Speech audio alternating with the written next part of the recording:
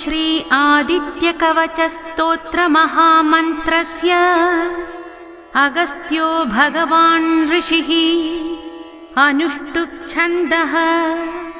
आदित्यो देवता श्रीबीजं णीं शक्तिः सूं कीलकं मम आदित्यप्रसादसिद्ध्यर्थे जपे विनियोगः। ध्यानम् जपाकुसुमसङ्काशं विभुजं पद्महस्तकं सिन्दूराम्बरमाल्याच्च रक्तगन्धानुलेपनं माणिक्यखचितसर्वाभरणभूषितं सप्ताश्वरथवाहन्तु मेरुं चैव प्रदक्षिणम् देवासुरवरैर्वन्द्यं घृणिभिः परिसेवितं ध्यायेत् पठेत् सुवर्णाभं सूर्यस्य कवचं मुदा घृणिपातु शिरोदेशे सूर्यः पातु ललाटकम् आदित्यो लोचने पातु श्रुति पातु दिवाकरः घ्राणं पातु सदा भानु मुखं पातु सदा रवि जिह्वं पातु जगन्नेत्रं कण्ठं पातु विभावसु स्कन्दौ ग्रहपतिं पातु हृदयं पातु नभोमणि द्वादशात्मा कटिं पातु सविता पातु सक्तिनी ऊरु पातु सुरश्रेष्ठो जानुनी पातु भास्कर जङ्घे मे पातु मार्ताण्डो गुल्फौ पातु त्विषां पतिः पादौ दिनं मणिः पातु मित्रोऽखिलं वपुः आदित्यकवचं पुण्यम् अभेद्यं वज्रसन्निभं सर्वरोगभयादिख्यो मुच्यते नात्र संशयः संवत्सरमुपासित्वा साम्राज्यपदवीं लभेत्। ध्यानम् अनेकरत्नसंयुक्तं स्वर्णमाणिक्यभूषणं कल्पवृक्षन्माक्षीर्णं कदम्बकुसुमप्रियम् अशेषरोगशान्त्यर्थ ध्यायेदादित्यमण्डलं सिन्दूरार्णवयसुमण्डलाय सुवर्णरत्नाभरणाय तुभ्यम् पद्मादिनेत्रे च सुपङ्कजाय ब्रह्मेन्द्रनारायणशङ्कराय संरक्तचूर्णं सुवर्णतोयं सुकुङ्कुमाभं सङ्कुशं पुष्पं प्रदत्तमादाय च हेमपात्रे प्रशस्तनादं भगवन् प्रसीद। ॐ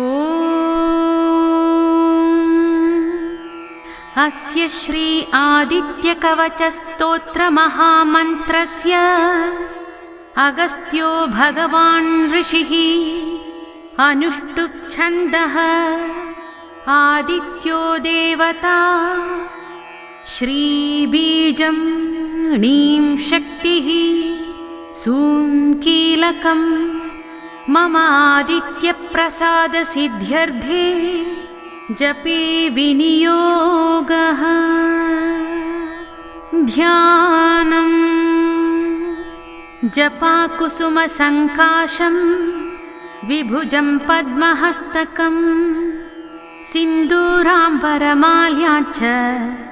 रक्तगन्धानुलेपनं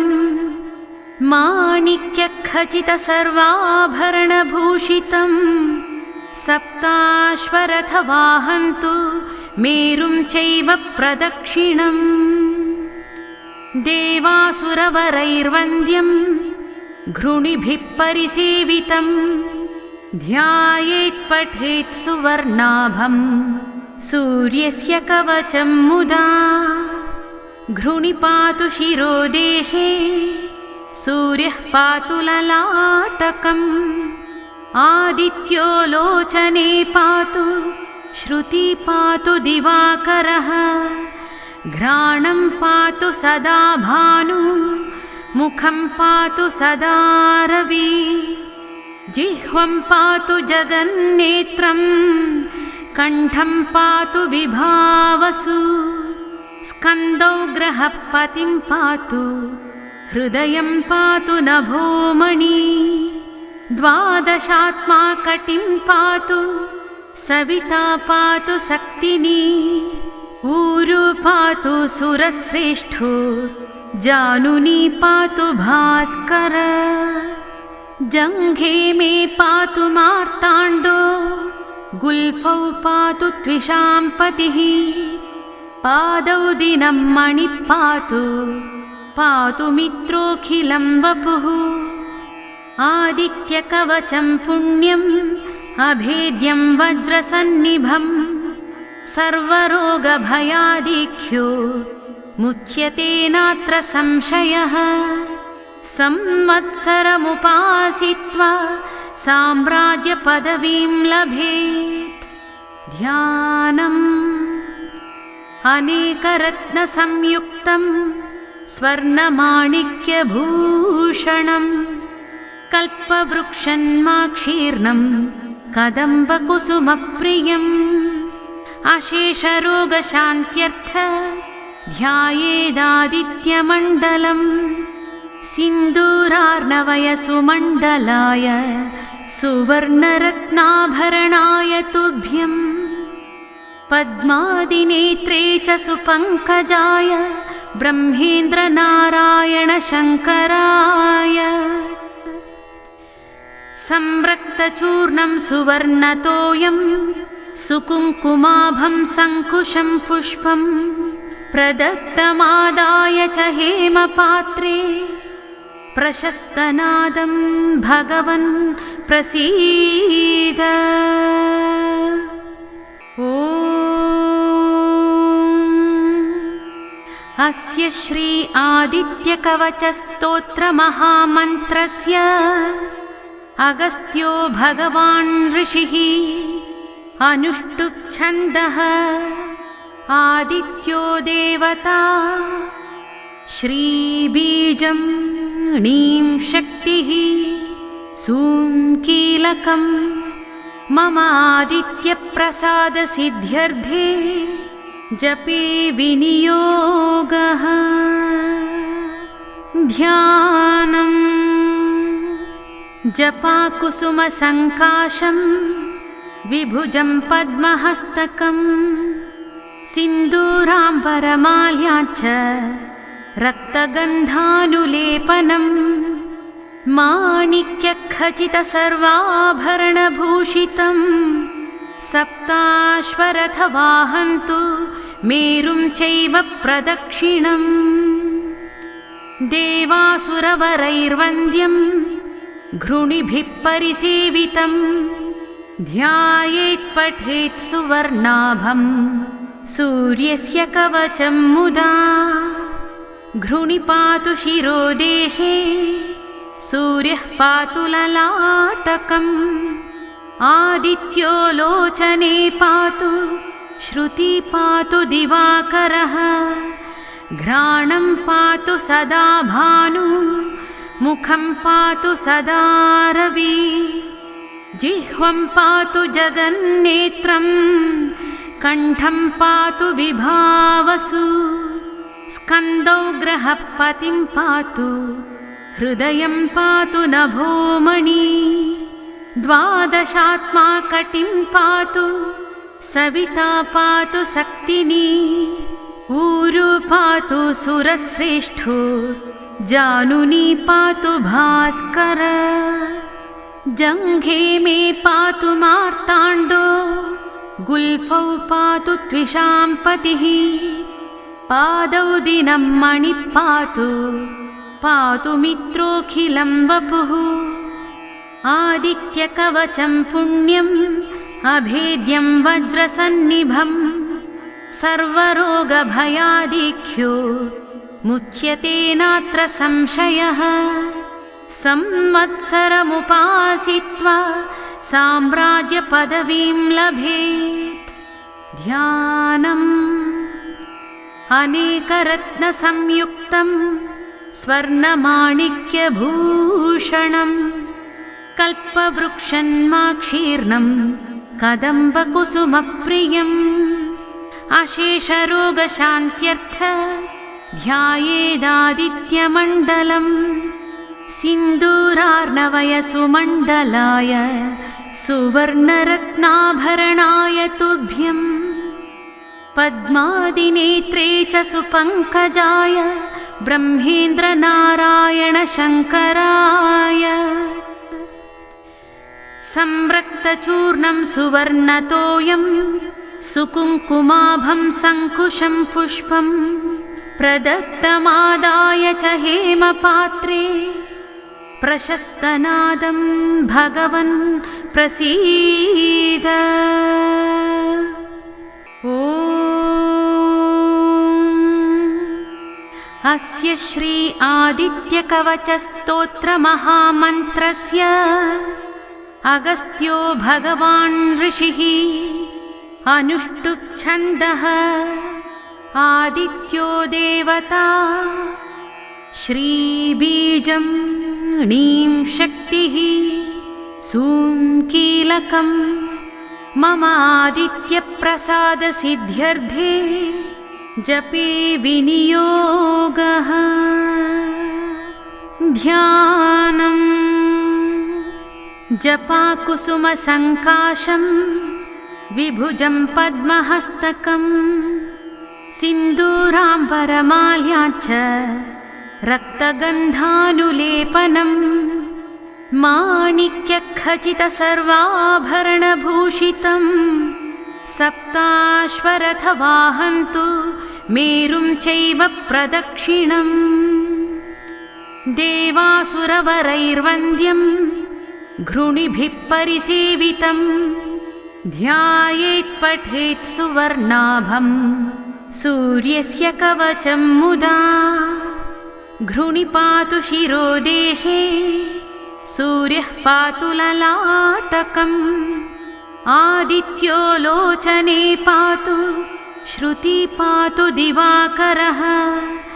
घ्राणं पातु सदा भानु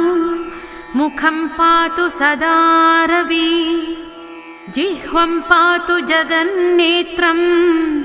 कण्ठं पातु विभावसु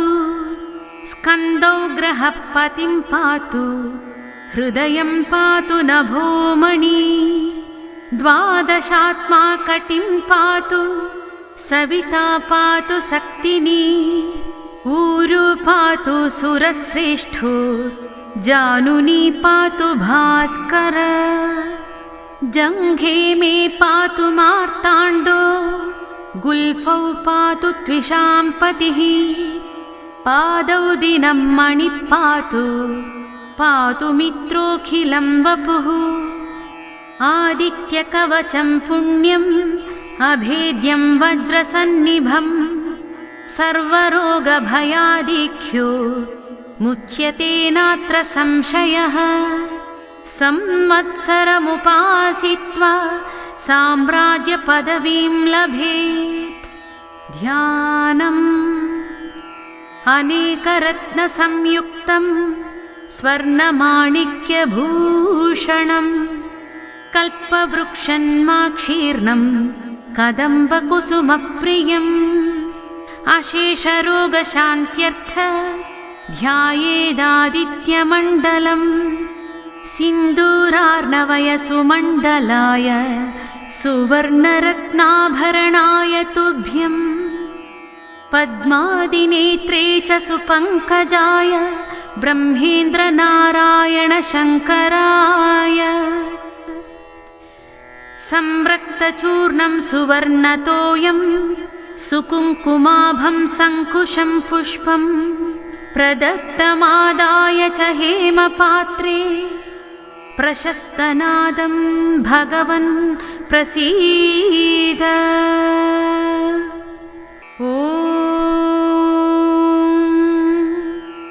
अस्य श्री आदित्यकवचस्तोत्रमहामन्त्रस्य अगस्त्यो भगवान् ऋषिः अनुष्टुप् छन्दः आदित्यो देवता श्रीबीजं णीं शक्तिः सूं कीलकं मम आदित्यप्रसादसिद्ध्यर्थे जपे विनियोगः। ध्यानं जपाकुसुमसङ्काशं विभुजं पद्महस्तकं सिन्दूराम्बरमाल्याच्च रक्तगन्धानुलेपनं माणिक्यखचितसर्वाभरणभूषितं सप्ताश्वरथवाहन्तु मेरुं चैव प्रदक्षिणम् देवासुरवरैर्वन्द्यं घृणिभिः परिसेवितं ध्यायेत् पठेत् सुवर्णाभं सूर्यस्य कवचं मुदा घृणिपातु शिरोदेशे सूर्यः पातु ललाटकम् आदित्यो लोचने पातु श्रुति पातु दिवाकरः घ्राणं पातु सदा भानु मुखं पातु सदा रवि जिह्वं पातु जगन्नेत्रं कण्ठं पातु विभावसु स्कन्दौ ग्रहपतिं पातु हृदयं पातु नभोमणि द्वादशात्मा कटिं पातु सविता पातु सक्तिनी ऊरु पातु सुरश्रेष्ठो जानुनी पातु भास्कर जङ्घे मे पातु मार्ताण्डो गुल्फौ पातु त्विषां पतिः पादौ दिनं मणिः पातु मित्रोऽखिलं वपुः आदित्यकवचं पुण्यम् अभेद्यं वज्रसन्निभं सर्वरोगभयादिख्यो मुच्यते नात्र संशयः संवत्सरमुपासित्वा साम्राज्यपदवीं लभेत्। ध्यानम् अनेकरत्नसंयुक्तं स्वर्णमाणिक्यभूषणं कल्पवृक्षन्माक्षीर्णं कदम्बकुसुमप्रियम् अशेषरोगशान्त्यर्थ ध्यायेदादित्यमण्डलम् सिन्दूरार्णवयसुमण्डलाय सुवर्णरत्नाभरणाय तुभ्यम् पद्मादिनेत्रे च सुपङ्कजाय ब्रह्मेन्द्रनारायणशङ्कराय संरक्तचूर्णं सुवर्णतोयं सुकुङ्कुमाभं सङ्कुशं पुष्पं प्रदत्तमादाय च हेमपात्रे प्रशस्तनादं भगवन् प्रसीद।